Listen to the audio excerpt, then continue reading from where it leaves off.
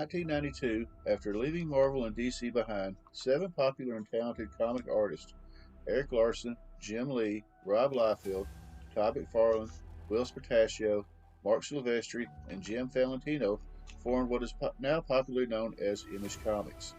And in May of 1992, Todd brought one of his oldest ideas to life, creating a new legendary hero and breaking a Guinness World Record along the way during his continued 30-year run. In this episode of Tony's Comic Spotlight, the spotlight shines on the first appearance of Spawn in Spawn issue number 1.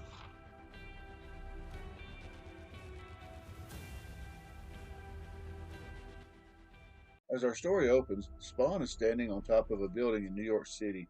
He knows he died and returned, but he does not remember why he's there.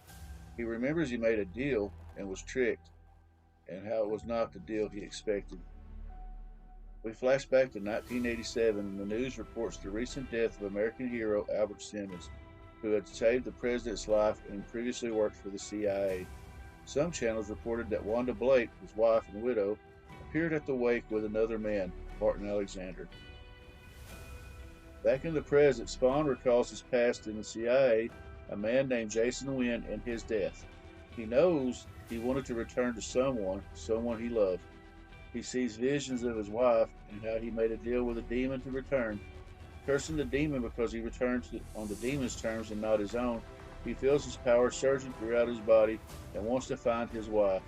Once he gets his answers, he decides he will track down the demon that screwed him on his deal.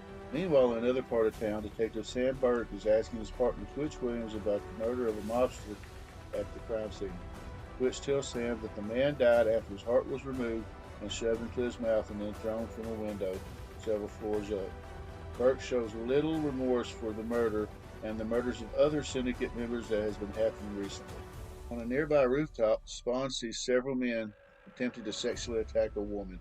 He disposes of them very easily and uses his necroplasm to bomb them. As the men are fleeing, Spawn has another flashback of his wife, even stronger than before. He feels he must find Wanda, and upon returning to his senses, he discovers he's in the arms of the woman that he had saved, weeping as she holds him, feeling his pain. The news reports that a fourth gangster murder has been committed, and there's also been reports of sightings of a mysterious Cape vigilante. As Spawn is going through the alleys, he pulls off his mask and glove and realizes for the first time that his entire body is charred and is horribly disfigured. Sam and Twitch are astonished at the damage done to the gang members with Spawn's necroplasm bomb. And on the last page, we see Malebolgia laughing maniacally as he watches over Simmons, promising out loud to himself that Spawn will have so many more problems coming his way as the issue comes to a close. Here's some notes and trivia in regards to Spawn number 1. This issue is dedicated to the legendary Jack Kirby. Spawn number 1 sold 1.7 million copies during its launch. Spawn's necroplasm has a counter that the reader sees and has depleted from 9,999 to 9,995 after the necroplasm bomb. Spawn is mistaken as a member of the Youngbloods, a team created by Rob Liefeld for Image Comics and was the first Image comic released for the new company's imprint. According to a blonde newscaster, Al was voted one of the sexiest men in 1985, and the government tried to hide it. And the last piece of trivia that I found, Todd created the character of Spawn when he was 16 years old, spending countless hours perfecting the appearance of each component of the character's design. Hope you enjoyed this episode of Tony's Comic Spotlight as we took a look at the first issue of Spawn. If you're enjoying the content, please give us a like and a subscribe. I really appreciate it.